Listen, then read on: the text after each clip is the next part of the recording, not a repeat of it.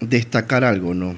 Y aquí tenemos que separar las cosas. Primera vez en el país, o de lo que al menos yo recuerdo, que se pone el dedo en la llaga en cuanto al contrabando de combustible que tanto ha perjudicado a nuestro país. Y si lo sacamos del escenario a la persona por ser un personaje político expuesto actualmente, vamos a ver que no es una cuestión dedicada, como por ahí pues se suele decir. Yo más bien lo veo es que primera vez una autoridad está haciendo lo que corresponde. En este caso, la autoridad del SRI y los entes reguladores también. ¿Por qué le digo aquello? Porque esto es una alerta que despierta por parte del ente de control, ¿verdad? Y luego el ente de control realiza lo que debe hacer en cuanto a sus responsabilidades. Nosotros como frente parlamentario, que dicho sea de paso, yo invito a los compañeros asambleístas que esto es algo que todos debemos de apoyar, esto es algo que todos debemos unirnos como ecuatorianos a que conformen este frente, más allá de las banderas políticas o de las ideologías que puedan estar de por medio. Lo que no es razonable que dentro de una gasolinera, en este caso Copedesa como distribuidora y luego Fulcorp, que es a quien le vendía, ¿cómo usted puede justificar 123,000 galones a un solo vehículo que requiere 3,070 galones al año? Y resulta que le ha vendido a un solo vehículo esta cantidad de gasolina. Uh-huh. Ahora, esto no solo queda ahí. El problema no solamente es el contrabando. El problema es a dónde va este valor que debe de percibir el Estado por el impuesto que se genera. Son dos cosas ahí que hay que diferenciar. Y esas dos cosas son las que la Asamblea Nacional, a través de un proceso de fiscalización, dicho sea de paso también, no a la persona jurídica, en este caso a la compañía, no al señor Aquiles Álvarez como persona natural, sino al ente de control que debe de dotar de elementos a la Asamblea Nacional, y todos estos elementos que logramos nosotros reunir van a ser aportados dentro del proceso de la Fiscalía. Eso es lo que a nosotros como asambleístas nos corresponde. ¿Es una cuestión que debe ser solamente en Guayaquil? No. Es una cuestión que la vamos a replicar a nivel nacional. ¿Usted sabía que existen alrededor de 1,200 estaciones de gasolina en el país? ¿Sabe cuántas están catastradas actualmente? Ni el 80%. Sí, eso consta justamente en la Agencia de Regulación de Combustible, la Agencia de Regulación de Hidrocarburos, y es algo que viene justamente de años, incluso una unidad de la Policía Nacional lo viene denunciando a sí mismo desde hace años. Aquí el asombro tal vez de la ciudadanía es el tiempo en el que se ha utilizado para realizar este tipo de denuncias. No hablemos del gobierno, hablemos del tiempo y de que sea la Asamblea quien tome ahora un frente parlamentario, la decisión de formar un frente parlamentario, tomando en cuenta que muchos de estos miembros de la Asamblea son los mismos del anterior.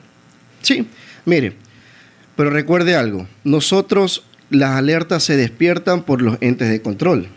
Nosotros como asambleístas vamos a tener acceso una vez que el ente de control también a su vez despierte la alerta, como es el caso. Y lo grave de esto es el país cuánto pierde anualmente por contrabando de combustible. Más de 212 millones de dólares.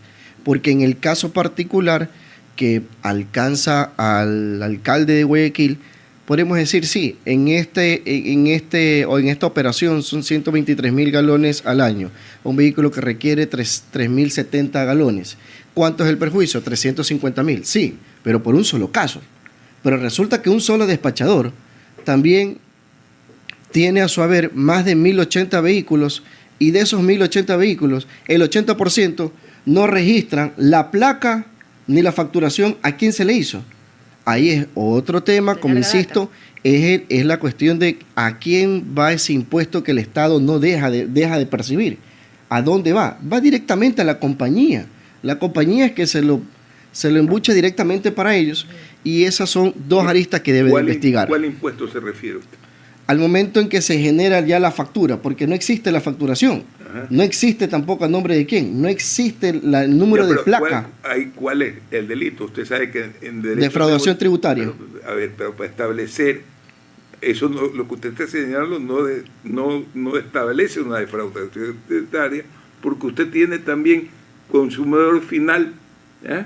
Y listo, y no hay ninguna defraudación. La defraudación se prueba cuando la utilidad no es declarada. Es que el tema es que no ha sido declarado.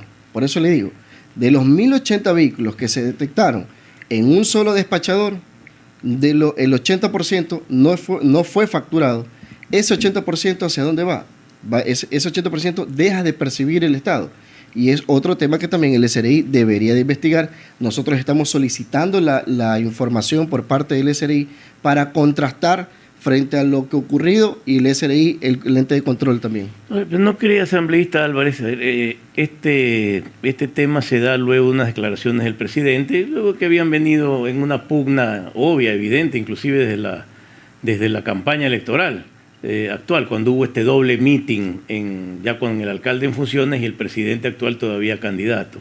Luego él señaló que iba a presentar una noticia criminis, dijo un poco irónicamente, ya sabrán, vamos a lo que se viene, y evidentemente esto termina con una denuncia del responsable de la Agencia de Recursos de Hidrocarburos. Luego la fiscal, me parece que en un craso error, que también sería bueno que la comisión de ustedes llame la atención al respecto, utiliza un logo, me parece falta de seriedad utilizar un logo donde se coloca la bandera de Guayaquil, ¿no? La bandera de Guayaquil no tiene nada que ver en esto. Y ni siquiera el delito del que se acusa al alcalde ha sido cometido en su función de tal, sino como empresario privado, un asunto privado de él, que él sabrá cómo responder y cómo defenderse, ¿no? Pero ¿no cree usted que eso hace inclusive daño a la investigación de un delito? Ya tenemos de por medio que lo inicia el presidente. Luego aparece ya el representante de hidrocarburos, que recién toma en cuenta solo ese caso. Ustedes hacen bien en tomarlo global. Correcto. El director de hidrocarburos solo toma este en particular. ¿Por qué no analizamos también las gasolineras de la frontera? Como usted bien ha dicho, no están catastradas, y en la frontera este caso es ridículo frente a lo que ocurre allá, pues porque con localidades diminutas se expenden en cantidades de gasolina que sabemos a dónde se van. Y finalmente lo que hace la Fiscalía, vincular también a la comisión en la Asamblea, un poco darle un matiz político que realmente no cabe en este momento. Mire, yo parto de un principio y lo he repetido muchas veces. Nadie está por encima de la ley. Por supuesto. ¿Verdad?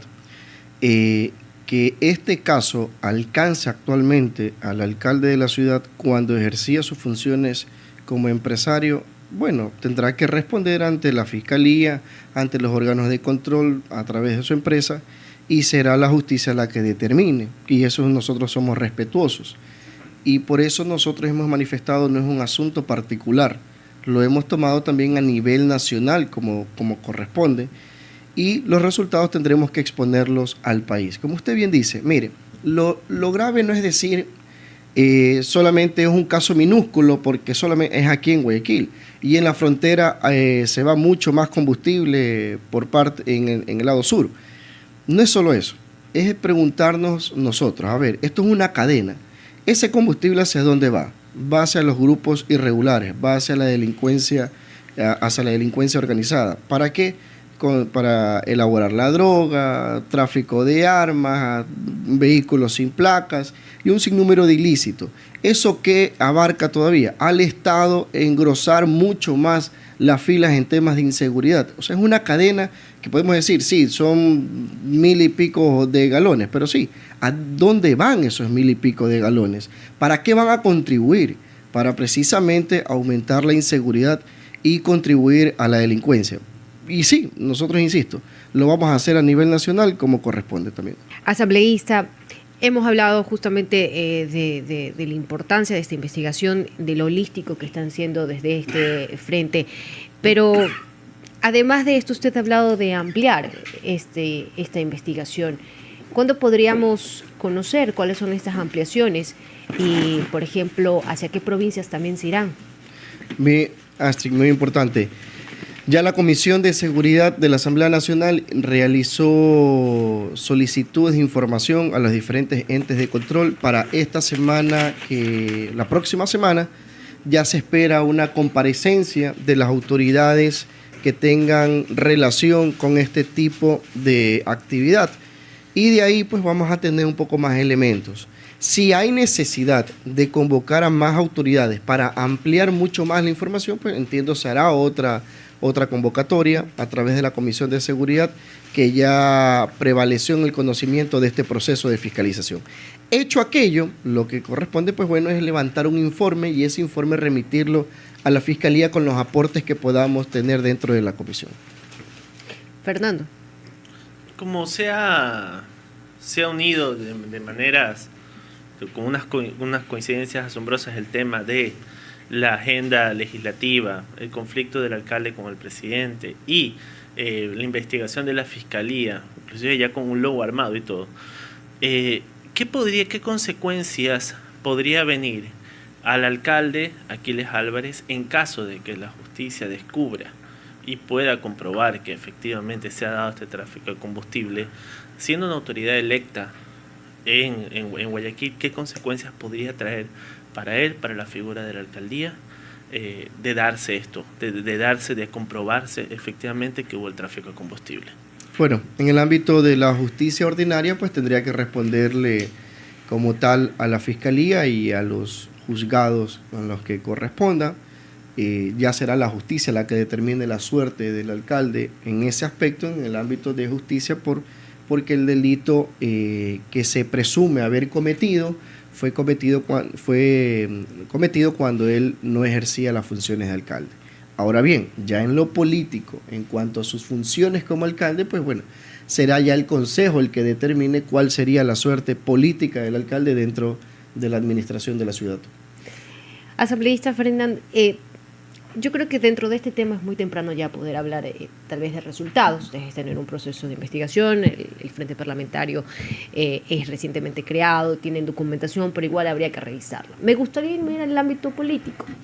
El presidente Henry Kronfle, quien ya afirma haber roto definitivamente los vínculos con el gobierno, habla de que está abierto un diálogo, pero un diálogo con la verdad. Y a mí me gustaría saber justamente eso, la verdad, qué ocurre dentro del Parlamento y si hay posibilidades de nuevamente tenderse los puentes.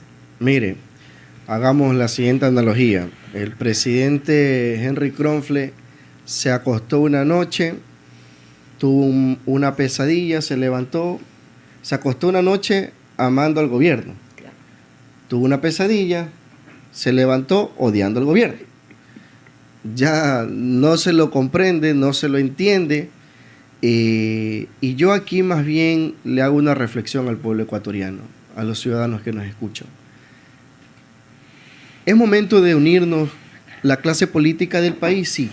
Estamos atravesando momentos duros como país. Es momento de dejar al lado las agendas partidistas y personales y poner al país primero para solucionar o poner en vías de solución los graves problemas que tenemos. Si usted me pregunta sinceramente si la Asamblea Nacional está en ese proceso, actualmente yo le voy a decir que no, porque parece una pelea de niño malcriado, que yo quiero ser más que tú o tú no cumpliste tal capricho, entonces por eso yo te hago esto. Pero el único perjudicado es el pueblo ecuatoriano. Y más bien, el presidente Henry Kronfle dice, vamos a dialogar con la verdad. Y esa verdad es la que él le tiene que decir al pueblo ecuatoriano. Bueno, ¿cuál verdad es la que usted llama? Si es una verdad, hagamos una mesa pública, sentémonos los actores políticos y pongamos ahí sobre la mesa una agenda de país, una agenda realmente que solucione o ponga vías de solución a los problemas del país.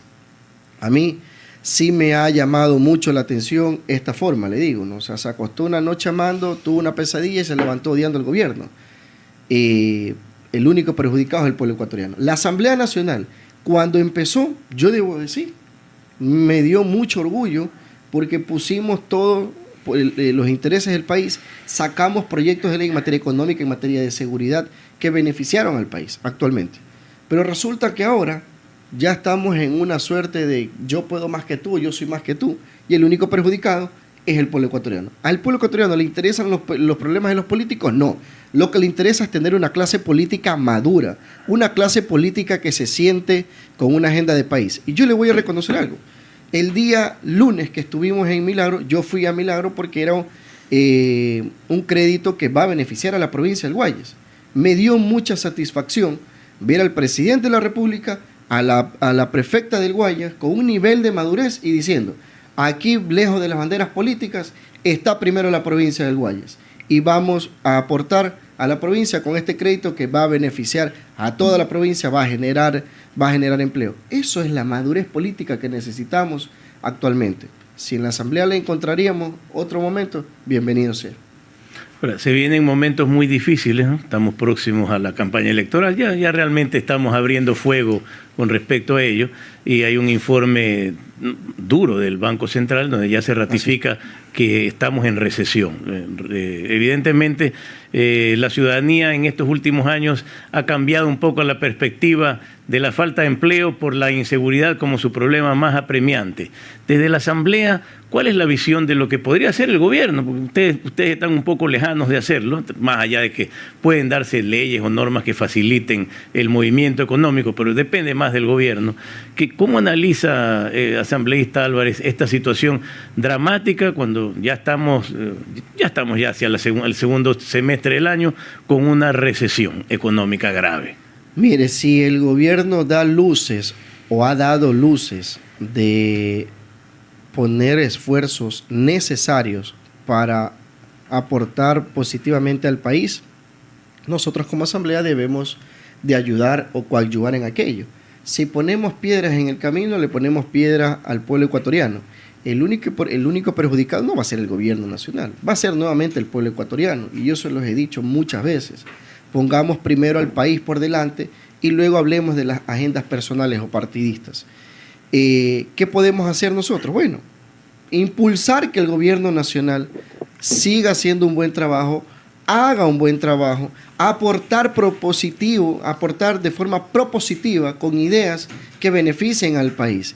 Es la única forma actualmente como Asamblea. Si ustedes me preguntan, normas ya fueron emitidas por parte de la Asamblea, tanto en materia económica, en materia de seguridad, y ya el gobierno nacional las está ejecutando. ¿Qué tenemos que hacer? Dejar que el gobierno trabaje e impulsar un trabajo positivo, proponer de forma positiva también cosas, y de esa forma, pues, poner las cosas sobre la mesa. ¿Y qué le habrá pasado a Henry Kronfle que se desencantó en esa pesadilla de ese romance a ciegas que tenía? Eso es lo más parecido a la ruptura de un matrimonio momentáneo, porque le digo, ese sueño que tuvo es el que él nos tiene que decir a todos. ¿Cuál fue la pesadilla que tuvo para que haya roto relaciones con el gobierno?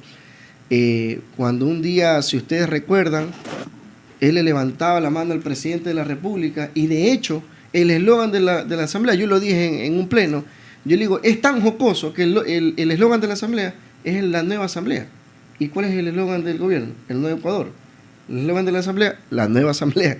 Entonces, mire, esas peleas a la gente no le interesan. El presidente Kronfle debe dedicarse a proponer de forma positiva y administrar la Asamblea para beneficio de los ecuatorianos. Quedamos muy agradecidos por su presencia aquí en RTP. ¿Alguna otra cosa que quisiera acotar? No, gracias Ramón, gracias a cada uno de ustedes realmente por la invitación, y nuevamente hacerle un llamado a la clase política del país. Es momento de unirnos, es momento de dejar de lado los intereses particulares y partidistas y aportar al país que tanto nos necesita. A la gente no le importa los problemas de los políticos. La gente lo que sí le interesa es que los políticos se sienten en una mesa de forma madura y ayuden a solucionar estos problemas.